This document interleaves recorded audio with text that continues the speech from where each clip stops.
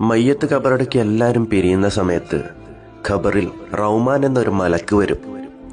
ആ മലക്ക് മയ്യത്തിനോട് എണീക്കാൻ പറയും. മയ്യത്ത് എണീക്കും.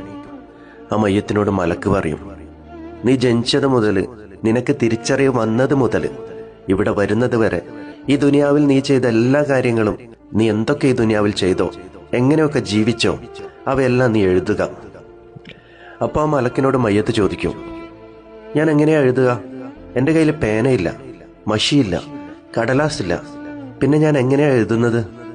അപ്പം ആ മയ്യത്തിനോട് പറയും, നിന്റെ ചൂണ്ടുവിരൽ പേനയാക്കുക, നിന്റെ ഉമിനീർ മഷിയാക്കുക, നിന്റെ കഫൻ പുടവ കടലാസാക്കുക.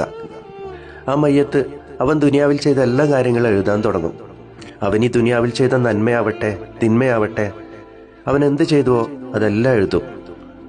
നബി സല്ലല്ലാഹു അലൈഹി വസല്ലമയോട് സ്വഹാബാക്കൾ ചോദിച്ചു, നബിയെ, ഖബറിൽ മയ്യത്തിന് അവൻ ദുനിയാവിൽ ചെയ്ത എല്ലാ കാര്യങ്ങളും ഓർമ്മ വരുമോ? തീർച്ചയായും.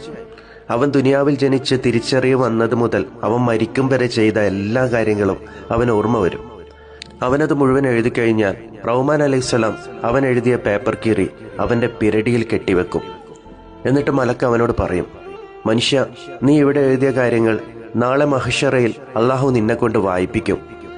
ഞാൻ പോയതിനു ശേഷം 2 പേർ ഇവിടെ വരും. അവർ ചോദിക്കുന്ന ചോദ്യത്തിനും നീ മറുപടി പറഞ്ഞാൽ നീ ഇവിടെ വിജയിച്ചു.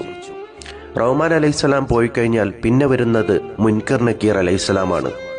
ഇതിന്റെ തുടർച്ച ഉണ്ടായിരിക്കുന്നതാണ്. വീഡിയോ ഇഷ്ടമായ ലൈക്ക് ചെയ്യാനും ഷെയർ ചെയ്യാനും സബ്സ്ക്രൈബ് ചെയ്യാനും മറക്കരുത്. നന്ദി, നമസ്കാരം.